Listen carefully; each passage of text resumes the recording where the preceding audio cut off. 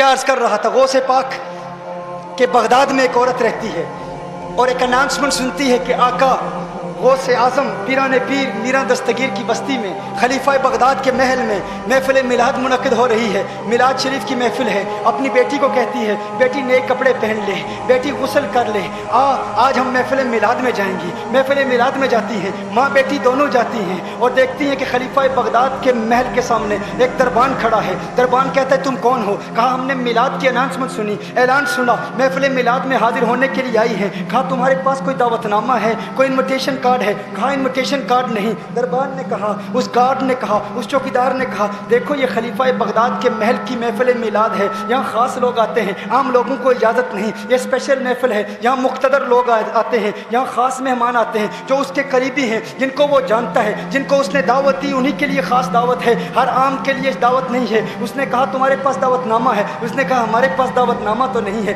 ہمارے پاس invitation card تو نہیں ہے۔ اس نے کہا پھر تمہیں آنے کی اجازت نہیں۔ اس نے کہا انویٹیشن کارڈ تو نہیں ہے لیکن آقا کا پیار تو ہے نا، آقا کی محبت تو ہے نا، آقا سے عشق تو ہے نا، اگرچہ انویٹیشن کارڈ نہیں لیکن ہم حضور سے محبت تو کرتے۔ نے کہا نہیں نہیں، یہاں محبت نہیں چاہیے، یہاں انویٹیشن کارڈ چاہیے۔ انویٹیشن کارڈ ہوگا، دعوت نامہ ہوگا تو اندر داخل ہونے کی اجازت ہوگی۔ جاؤ تم چلی جاؤ۔ ماں اور بیٹی روتے ہوئے واپس جاتی ہیں۔ بیٹی کہتی ہے ماں دیکھ ہم غریبوں کو محفل میلاد میں بھی کوئی نہیں جانے دیتا، ہم غریبوں کو میلاد کی محفل میں جانے کی بھی اجازت نہیں ہے۔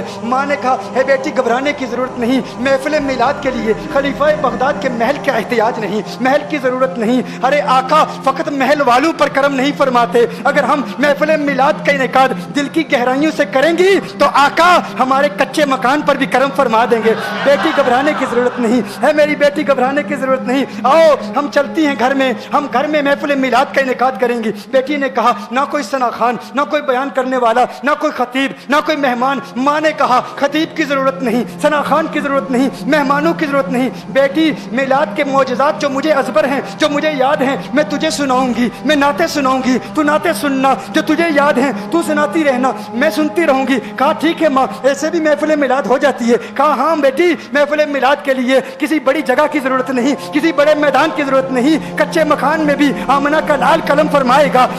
ہم دل سے محافل میلاد کا انعقاد کرتی ہیں۔ دونوں ماں بیٹی گھر چلی جاتی ہیں۔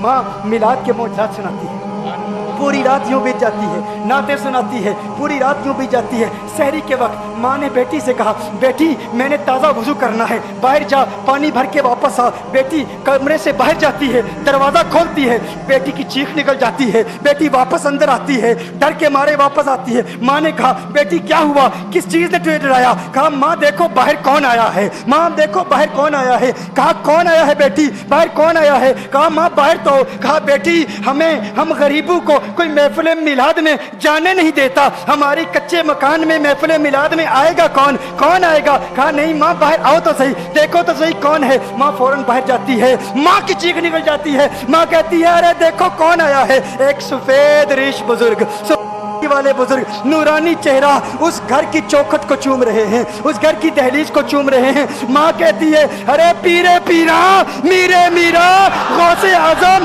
پیرانے پیر، ارے لجپال آپ مجھ غریب کے گھر میں اور میری دہلیز کو چوم رہے ہیں، آپ کا آنا کیسے ہوا؟ کہا ہے نادان عورت میں تیرے لیے نہیں آیا، تو جانتی نہیں پوری رات تو محفل میلاد کا انعقاد کر رہی تھی، تیرے دل سے نکلتی ہوئی صداؤں کو کسی نے قبول کر لیا۔ وہ جس کا کرم فقط محلوں پہ نہیں ہوتا، محلات میں نہیں ہوتا، کوٹھیوں میں نہیں ہوتا، بنگلوں میں نہیں ہوتا، بڑے میدانوں میں نہیں ہوتا، دل کا میدان جو صاف کر لیتا ہے اس کے کچے مکان میں بھی کرم ہوتا ہے۔ کہا تیرے گھر کی دہلیز اور چوکھٹ کو نہیں چوم رہا۔ کہا پھر کیوں چوم رہے ہو؟ کہا ابھی میں نے حسنین کے نانا کو آتے ہوئے دیکھا ہے۔